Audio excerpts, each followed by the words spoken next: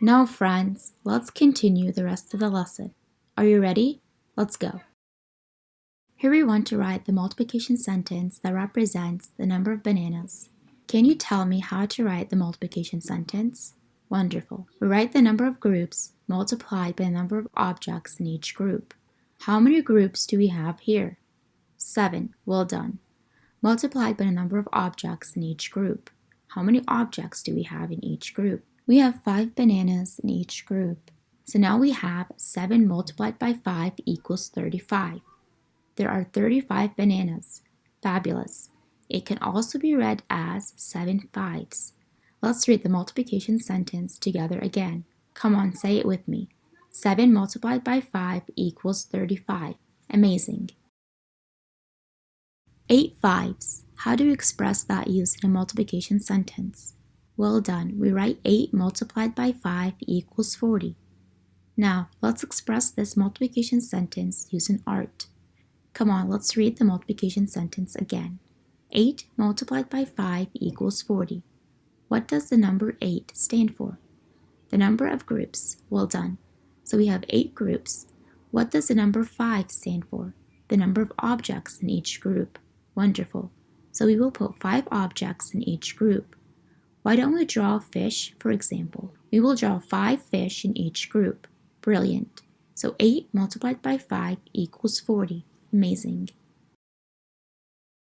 Come on, let's form a multiplication sentence using the following numbers. We have 5 here, a 45 here, and a 9 here. What multiplication sentence can we form? Come on, think with me. Great. 9 multiplied by 5 equals 45. It can also be read as 9 fives. Amazing.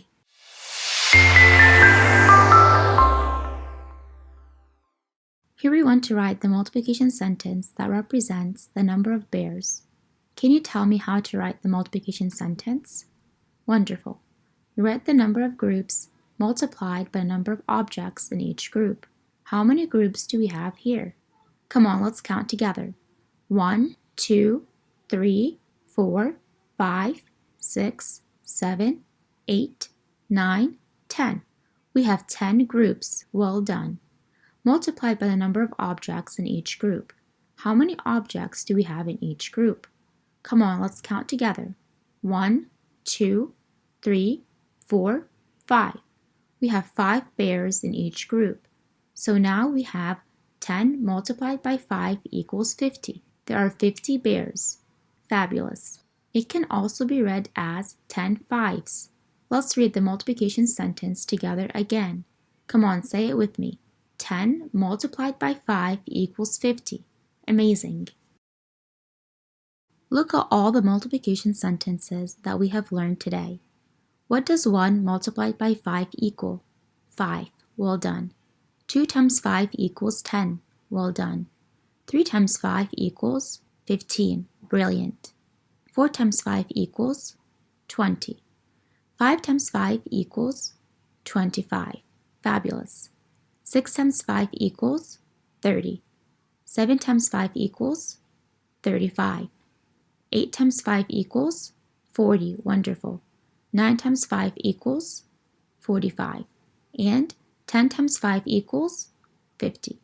You're amazing. These multiplication sentences represent the multiplication table of number 5.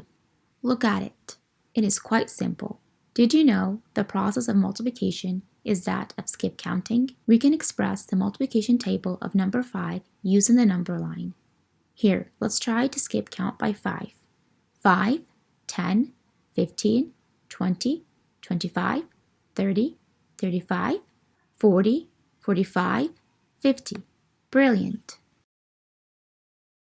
Do you know, my friends, that there is a relationship between the multiplication table of 5 and the multiplication table of 10? Do you know what type of relationship that is? Come on, think with me. Notice here, we have 5 and 10, then we have 10 and 20, and here we have 15 and 30. Have you figured it out? Yes, well done. The product of multiplying a number by 5 equals half the product of multiplying a number by 10. Here we have 5 and it's half of 10. Here we have 10 and it is half of 20. Here we have 15, and it is half of 30. Here we have 20, and it is half of 40. So on and so forth. Well done, friends. You have discovered the relationship. With this, we have learned how to find the product of multiplying a number by 5, how to connect repeated addition and multiplication by 5, how to write multiplication sentences in the number 5 multiplication table, how to connect the multiplication table of number 5 to skip counting by 5, how to connect the multiplication table of number 5 to the multiplication table of number 10.